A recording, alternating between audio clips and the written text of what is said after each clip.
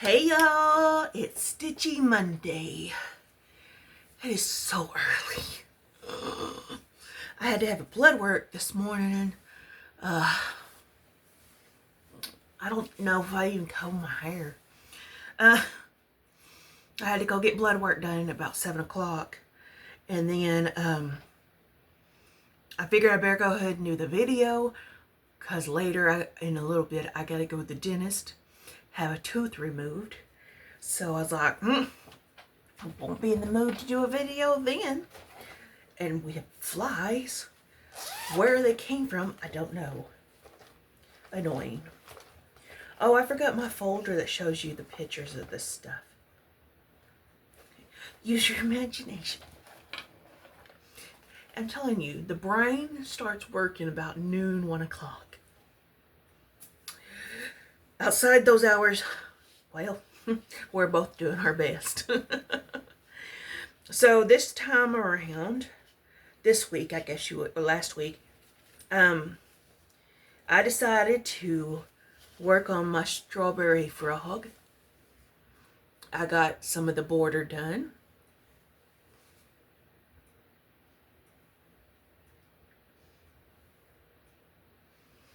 I really do love this piece. And let me open it all the way up. The only one, I don't know, I don't have a thingy to put behind it though. So I'll have to leave it back here. Excuse me, sir. And it's only like, I think we only have 2 flies. Why? Why? So, sir, I need you to go. But yeah, once I get the all the way around done on the strawberry frog, he'll be finished. So I'm excited for that. Yes.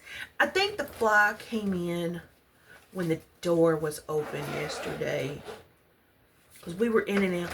I don't know about y'all, but where we live, we have 2 massive trees we park under.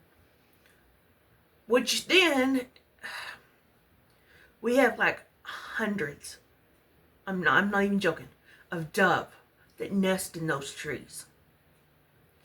Our cars, well, our pickup and SUV and everything, are covered in poop. We have to wash it. I mean, not like physically wash it, but we got to spray it down once a day, just to keep it from eating the paint and everything. It's really bad. And I don't know if it's because the tree, well, obviously the trees, but we do live, you know, by the golf course, and we do live by a big old pasture. And I don't know what's going on, but oof, mercy. These doves. One lady I talked to said that one year she drove by this house, and there was a whole mess of turkeys in the yard. And I was like, well, I'll take a turkey. I know we're not supposed to discharge firearm this close to your little golf course, but turkey's a turkey. So, the other one I did worked on, and I didn't get it done or anything, is the season, Stitch the Seasons. I call it Stitch the Houses, because they're little houses for each month. I don't know. This one's going to be March. You can see the little pot of gold. All of this in here is going to be white. That never shows on these. I wish I would have done something different with January, because once I stitched the white in January, I had to continue or else it would look off. So this is March's. Oh, I will carry on with the white, and I guess I should have done a different colored fabric, because I think they did theirs on like a gray or something. But I already had these squares cut for a different monthly thing that I decided I didn't feel like I wanted to put more time into. Because for me, a lot of times I'm like, I feel like I have to finish a piece because I've already started, put a little bit of a start in it. But then here, I've learned that I don't have to do that. I don't have to. If I don't like what I'm stitching and it doesn't bring me joy, I'm not gonna worry about it. If it's a little bit of a start, I'll unpick it and reuse that fabric. Even if it's a bigger start, I'll undo it and reuse that fabric. I'm not gonna let that fabric go to waste. Fabric is hard to come by on this end, and I know 14 count is available all over the place, all over. But when your budget is tight, you've got to be a little more cautious of what you're doing. So, if it doesn't work for me, then I just stop. Put it down for a little while. And then when I get time, I'll unpick it all. When I know that the piece is done, I'm not going to deal with it no more, then I'll use a seam ripper and just rip the top stitches. But you got to be very careful about that because you could cut your bottom, your fabric. So you got to be very cautious, very patient. Like I use little bitty steam rippers, and then I use these tiny, tiny nippers. These came with my sewing machine. These ones, I don't remember where I got them from. I don't remember. But these are tiny, tiny too. I mean, they're little bitty. So either way, you just you've got to be in a really good mindset if you're going to do it. You can't do it when you're angry. Otherwise, you could damage your fabric, and nobody wants that. So, yeah. I have noticed, though, I need to stay off Pinterest. There is so many patterns on Pinterest. Like, I was like, what? I know my computer hates me because I'm saving all the patterns. And yes, I know there's some that are scanned in. I know that. And that causes a moral dilemma. But I'm stitching it for myself. And I know that doesn't make it any better. But then there's some that you just don't know exactly the source. You know what I'm saying? You don't know for sure where they have come from. So, I hate to be one of those that may or may not, I don't know. Don't know. So, I'm pretty good about figuring out if it's AI or not. But I just can't believe how many patterns you can find on Pinterest. You know how I got that cross stitch tracker planner thingy? I found one in crochet on Pinterest. I was like, well, that's cool. So now I have one for crochet.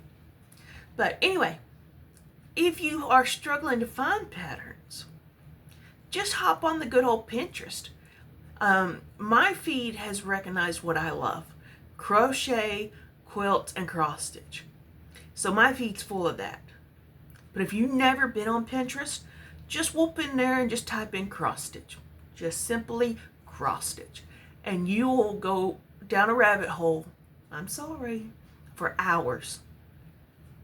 And if you're, I noticed this, because I started to save cross stitch patterns. I saved like one or two. And then I noticed that I got an alert that it's been taken down. So that made me kind of question, is this... But if you find a pattern you like, you just right click, open image in a new tab, and it'll open it and the pattern will be there. And then you right click again and save to your computer. But if you see for sure stolen image, I mean, if you see that and you know that image did not come from that person that pinned it or whatever, then report it. That's all you can do. I just don't know enough designers like I do crochet.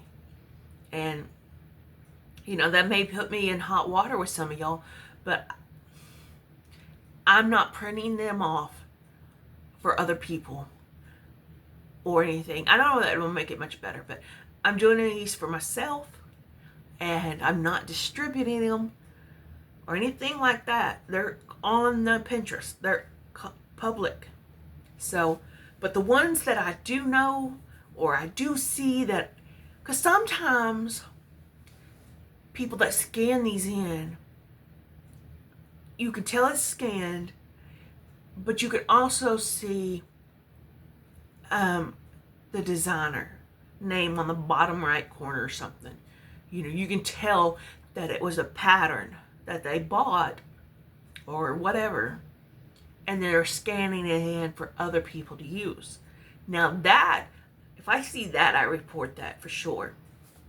But sometimes you just don't know.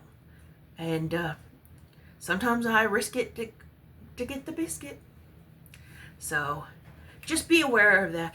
And I know there's a lot of pattern issues right now going on with the crochet world. Woo, the crochet world is on fire right now. So, you just got to use your caution, use your judgment. It's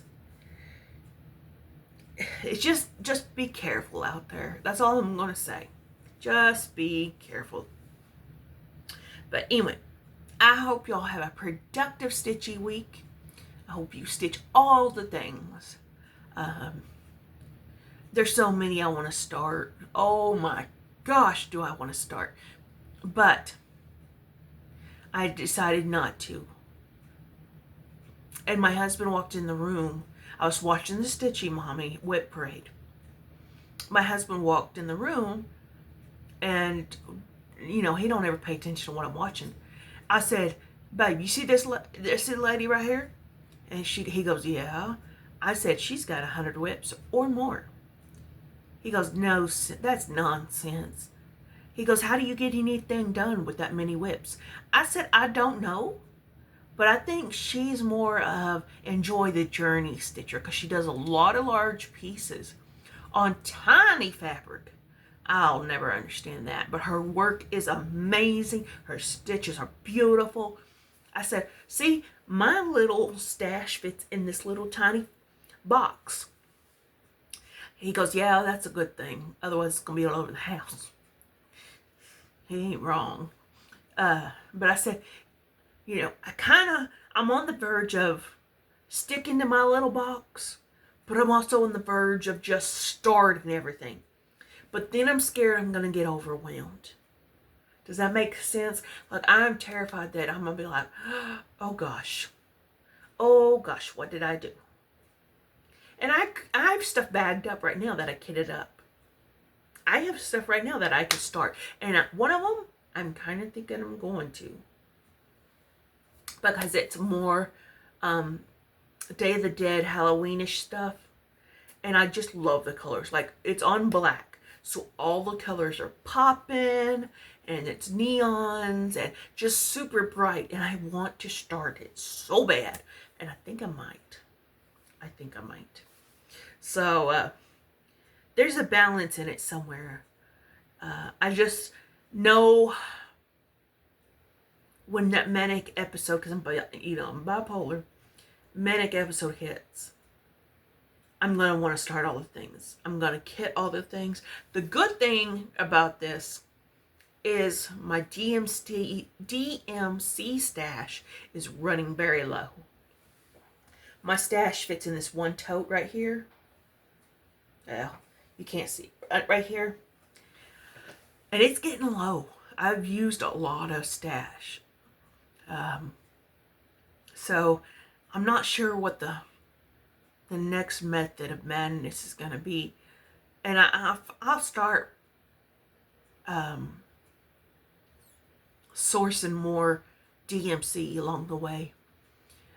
This box right here, the flowery box right there, that's all my vintage non-DMC stuff. So if the designer really leaves it kind of to us, like let's say a pattern's only like 4 colors, and one of the, I know which one I'm thinking about.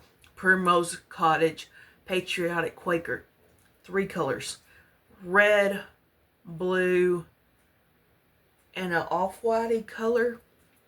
That I can pull out of my vintage stuff. But if it's a bigger piece that the colors have to blend and go together, and there's a certain order to that, then I do DMC. But if I can willy-nilly it, I'm gonna willy-nilly it.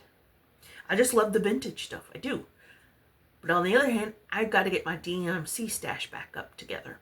So, it's a crazy world I live in. So anyway, wish you all the best. Take care. Enjoy your week. Stay blessed. Love you guys. Take care.